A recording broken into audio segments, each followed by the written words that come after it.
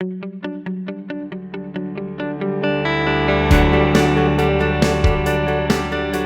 the show today, my guest is Jim McLaughlin. He's the Managing Director of Axiall, who will be telling you how to talk your customer's language. Lots of salespeople and lots of companies don't really make it easy for their prospects to become customers because they don't think about what matters to them as individuals.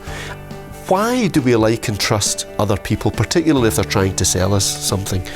We like and we trust those people because we identify with them. Let's start with prospects because they're the people that we hope are going to become our customers. Quite often the mistake that people make is not to think about, first of all, who those people are and what's important to them.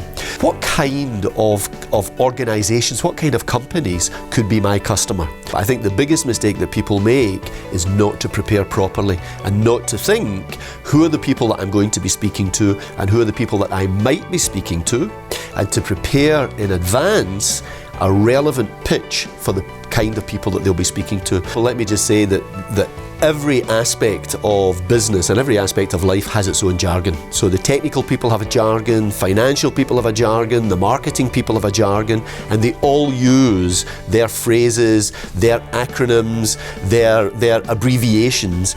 And sometimes that can be to illuminate, and as often as not, it's not to illuminate, it's to make other people feel that they don't really know enough about this subject to be talking about it. When is jargon appropriate? And in a workshop, it's entirely appropriate, because here we're talking to technical people about the technicalities of something, where jargon isn't appropriate really is in a sales situation. I think it's absolutely vital that people understand their customer profile, because if you don't understand who's likely to buy your products, then you'll find it very difficult to articulate your messages in language that will resonate with the people who are likely to buy you.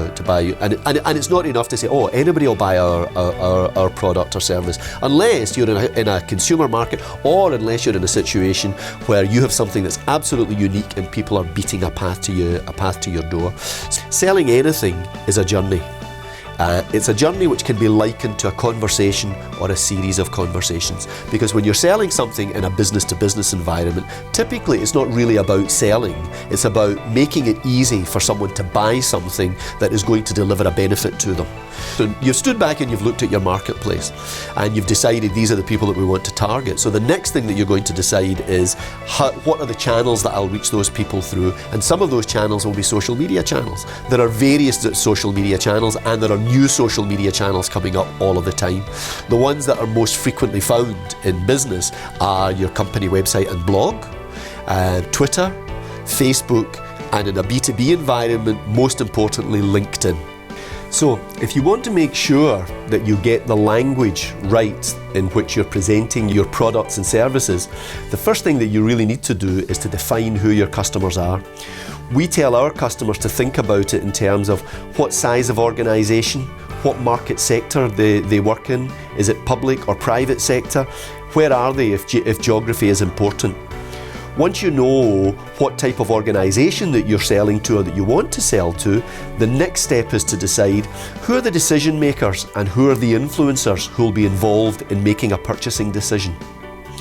You need to prepare your messaging appropriately for those different people and those different organisations.